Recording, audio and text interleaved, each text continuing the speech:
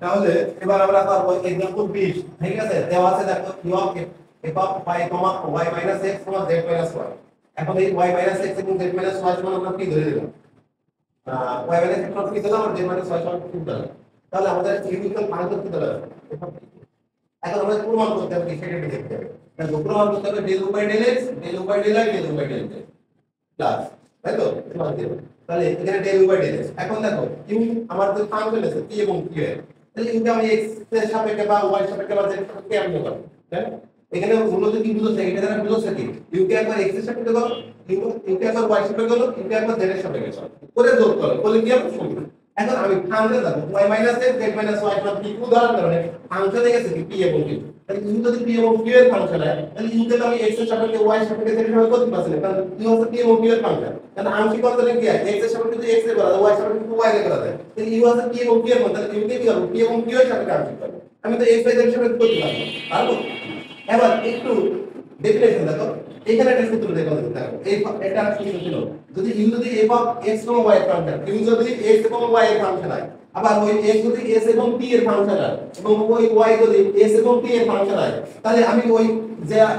x এবং y যে s এবং t এর ফাংশন তার সাথে যদি আংশিক অন্তরীকরণ করি তাহলে আমি যদি এটাকে যদি এই u টাকে এখন যদি চাই s এর সাপেক্ষে আংশিক করব তাহলে del u / del s যদি করতে চাই তাহলে সূত্র কি হবে এই u আছে x এবং y এর ফাংশন u কে দেখো x এর সাপেক্ষে এবং y এর সাপেক্ষে আংশিক আর ওই x এবং y কার ফাংশন s এবং t এর s আছে ভিতরে তাহলে ওই x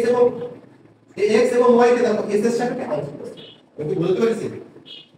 যখন t এর সাপেক্ষে করতে দেখো তখন u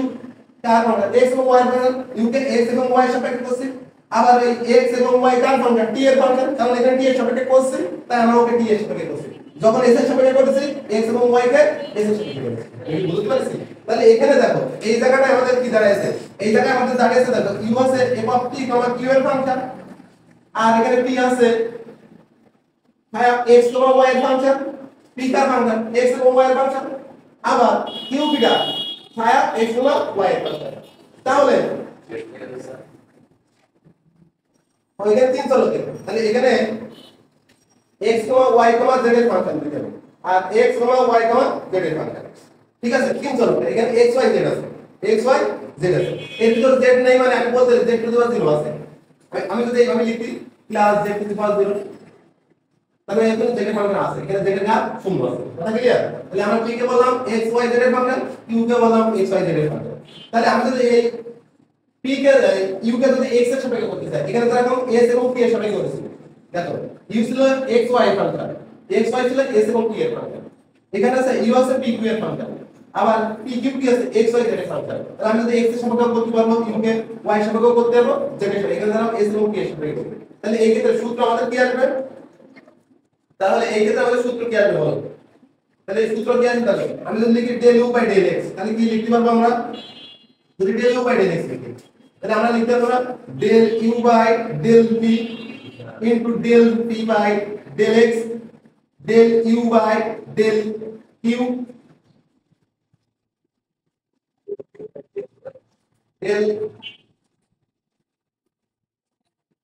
del q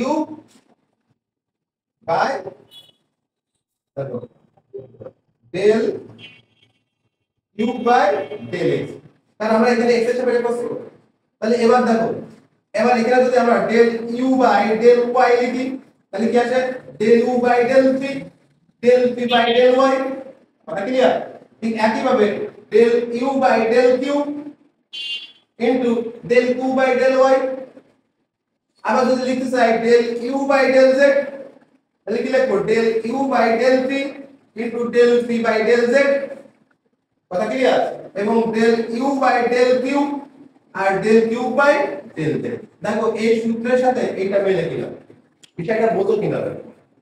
আগে আমি অঙ্ক করানোর আগে সূত্র নিয়েছি গাইস আমি কি কথা বুঝতে পারছি এখানে ফাংশন বুঝাই নিয়েছি এটা কার ফাংশন কেন কোন সূত্র ইউজ হবে আগে এইটা যদি না বুঝতে পারো তাহলে ওই ফোরের সি এবং ফোরের চেইন রুল মনে হবে দেখলি মনে হবে যে চেইন রুল লিখে হ্যাঁ ঝামেলা এই জায়গায় যাবে কথা ক্লিয়ার আমি কি বুঝতে পারছি তখন ফোরের সি ফোরের অয়লারের সূত্র মনে অয়লারের সূত্র প্রয়োগ করে দেব তাহলে এখানে আরেকবার আমি একটু বুঝাই দিই ইউ যদি f অফ x y এর ফাংশন হয় x এবং y যদি s এবং t এর তাহলে ওই s এবং x এবং y যার ফাংশন তার সাথে যদি আংশিক তাহলে সূত্র কি হবে জানো কিন্তু আমরা যদি s এর সাথে করে তাহলে del u by del x প্রথম দর্শনে লিখলাম এবং x y এর ফাংশন মানে ইনকে x এর সাথে y এর সাথে আংশিক আর ওই x এবং y কে আছে প্রথম তো s এর সাথে ঠিক আছে ঠিক একই ভাবে দেখো এখানে u আছে p q এর ফাংশন ওই p q আছে x y এর ফাংশন তাহলে আমি যদি ওই x এর সাথে যদি তাহলে করি তাহলে u আছে প্রথম দর্শনে কার করে p এবং q এর ফাংশন ওকে একবার p এর সাথে ওই একবার q এর সাথে ওই p এবং q x এর ফাংশন তাহলে ওকে x এর সাথে করব আবার দেখো দেখো u আছে প্রথম দর্শনে p q ফাংশন u কে p এর সাথে এবং q এর সাথে করলাম ওই p এবং q দেখো আবার কি আছে x y এর ফাংশন p এবং q কি আছে x y এর ফাংশন তাহলে ওর উপরে y আছে তাহলে y এর সাথে তাহলে এখানে y এর সাথে z এর সাথে যেমন করতে এখানে z এর সাথে বুঝতে পারছো এবার তোমরা বই দাও তাহলে দেখো এখানে যদি মান বসাই দিই কেমন এখানে যদি মানগুলো বসাই দিই এই মানগুলো বের করে তাহলে del u by del x del u by del y এবং del u by del z এর মান বের আছে আর এই তিনটে মানই যখন আমি এখানে বামপক্ষে বসাই দেব তাই তো তাহলে আমার কি প্রমাণিত 0 হয়ে যাবে বুঝতে পারছি ঠিক আছে তাহলে এখন দেখো আমি অলরেডি সূত্রগুলো বলতে দেখো এই তিনটা সূত্র পড়া লেখাও আছে তোমাদের ওই দিনে তো এই তিনটা সূত্র পড়া লেখাও আছে কিন্তু আমি আগে কিন্তু সাইডে দিলাম কেন সূত্রটা প্রয়োগ আছে সেটা ক্লিয়ার কিনা সূত্রটা কেন প্রয়োগ আছে এটা ক্লিয়ার বুঝা গেছে তো আচ্ছা তাহলে তোমাদের দেখো লেখা আছে এখন আমরা পাই দিয়ে লেখা আছে দেখো প্রথমে এইটা লেখা আছে দেখো এখন আমরা পাই দিয়ে প্রথমে এইটা লেখা আছে বুঝা গেছে তাহলে লেখো আমরা এখন আমরা পাই আমি অঙ্ক অর্ধেক পড়াই ফেলছি এখানে এখন আমরা পাই del u by del x সমান তাহলে কি পাই del u by del p into del p by del x এই সূত্র যদি মুখস্থ না হয় তাহলে মুখস্থ যদি না করতে চাও এইভাবে মনে করবা এই দেখো আমার কথা u হচ্ছে p q এর ফাংশন তাহলে u কে আগে p এর সাপেক্ষে করব u কে একবার q এর সাপেক্ষে করব কথা ক্লিয়ার এবার এই p হচ্ছে x এর ফাংশন p এর ভিতর কি আছে p এর ভিতরে x আছে ও c x এর সমান p কে x এর সাপেক্ষে করব এই q এর ভিতরে আবার x আছে না হ্যাঁ তাহলে q কে করব যেহেতু এখানে বলছি x এর সাপেক্ষে বুঝা গেছে তাহলে দেখো শুধু তোমার মুখস্থ করা লাগবে এই দেখে পড়ানো লাগবে প্রথম দর্শন আর দ্বিতীয় দর্শন প্রথম দর্শনে p q এর ফাংশন p q এর সাপেক্ষে আছে দ্বিতীয় দর্শনে p এবং q কার ফাংশন x এর ফাংশন তৃতীয় দর্শনে p q কে x এর সাপেক্ষে কথা ক্লিয়ার বুঝা গেছে তাহলে এইগুলো আমি মুছে দিই এগুলো আমার কাজে লাগবে না সূত্র এইগুলো কাজে লাগবে না এটা অন্য আমরা লিখে ফেলেছি এখন আমরা এখান থেকে দেখো del u by del p থাকবে আর এখানে p এর ভ্যালু আমাদের কত y মাইনাস x তাহলে এখানে p এর ভ্যালুটা বসাই y মাইনাস x আর এখানে del u by del q আর এখানে q del by del x q এর ভ্যালু কত ছিল z মাইনাস y তাহলে এখানে যদি আমরা অন্তরীকরণ করি এখানে y এর কত 0 x এর কত 1 আংশিক করছি x এর সাথে x এর করা হলো y এর করা যাবে না y এর কত 0 ঠিক একই ভাবে এখানে যদি del u by del q করি এখানে দেখো z এবং y আছে x তো নাই তাহলে টোটালে কি একবারে 0 করে কথা ক্লিয়ার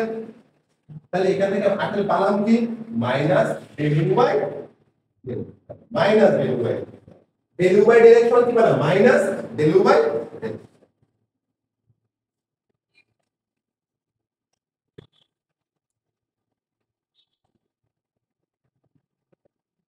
কথা ক্লিয়ার আবার এখানে চাইলে তোমরা বিভিন্ন দিয়ে এ পদ্ধতি পারো এফটেও করা যায় সূত্র ওখানে এই জায়গায় নাই সূত্র কিন্তু এফটেও করা যায় ইউ এবং এফ দুটো দিয়েই করা যায় কথা ক্লিয়ার বইতে দেখবা ইউ এবং এফ দুটো দিয়ে লেখা আছে এখানে বইতে তোমাদের এফ দিয়ে লেখা আছে তাই না বইতে এফ লেখা আছে না আমি ইউ লিখছি বইতে নেই ইউ লিখলে বইতে নেই ঠিক আছে এবার আমাদের কি হবে তাহলে আমরা একটা del u by del x পেয়ে গেলাম এবার কি লিখব del u by del y নির্ণয় করব কি নির্ণয় করব del u by del y আবার আমরা পাবো তাহলে del u by del y সূত্রটা লিখে দাও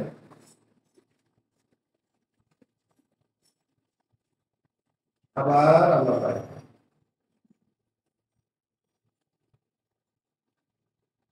del u by del y del u by del p del p by বুঝানো লাগবে এই যে q প্রথম দর্শন p q এর ফাংশন q কে p এর সাপেক্ষে q কে q এর সাপেক্ষে করলাম এবার p q কার ফাংশন y এর ফাংশন আমরা বলছি কার সাপেক্ষে y এর সাপেক্ষে p কে y এর সাপেক্ষে q কেও আবার কার সাপেক্ষে করব y এর সাপেক্ষে ঠিক আছে বুঝা গেছে সূত্র প্রয়োগ তাহলে এখানে del you by del P del by del Y, এখানে পি সমান কত আমাদের ছিল y মাইনাস x, আর del you by del Q, আচ্ছা তাহলে এখানে ছিল z মাইনাস y, তাই তো z মাইনাস y, তাহলে এখানে যদি আংশিক করি del you by del p, এখানে পাই 1 মাইনাস 0, আর এখান থেকে pi del you by del q সমান 0 মাইনাস, কারণ y এর সাপেক্ষে করছি y এর ভ্যালু 1 x এর ভ্যালু 0, z এর ভ্যালু y এর সাপেক্ষে করছি, এখানে এই যে y এর সাপেক্ষে করছি লিখি না, ঠিক আছে আমার কাজ এটা del you by del y, z এর ভ্যালু 0 y এর ভ্যালু, ঠিক আছে। তাহলে এই লাইন মুছে দিলাম, এই লাইনটা মুছে দিলাম, এই লাইনটা মুছে, তাহলে এখান থেকে আমার del you by del y এর ভ্যালু কি পেলাম, এখান থেকে positive del you by del p, এখান থেকে এই দিলাম আর মাইনাস ডেল ইউ বাই এই দিলাম, কার মান del you by del y এর value, del you by del y এর ভ্যালু, আর বাকি আছে কোনটা del you by del z এর ভ্যালু, আমি এইটা পেয়ে গেছি, এইটা পেয়ে গেছি, আর বাকি আছে del you by del z।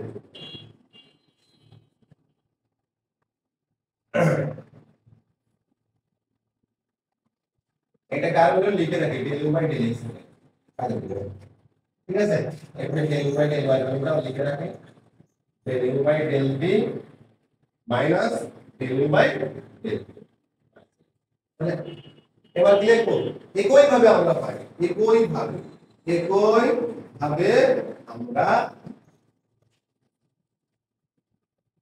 ভাবে যদি আমরা নিই তাহলে আমরা কি হবে,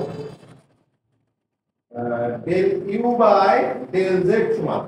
del u by del p into del p by del z plus del u by del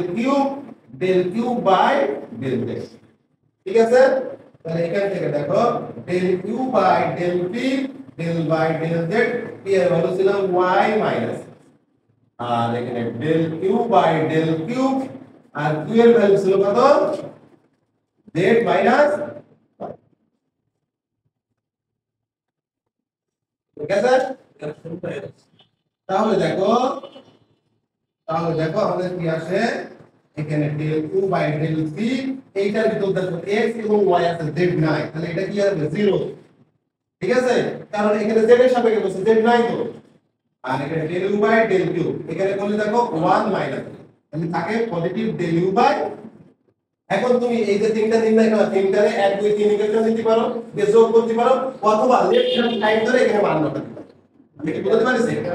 left hand side ধরে মান বসাতে পারো, অথবা ওই তিনটা বের করলাম, তিনটা ইকুয়েশন নাম্বার দিয়ে যোগ করে দিতে পারো, দিলেই 0 হয়ে যাবে, ক্লিয়ার।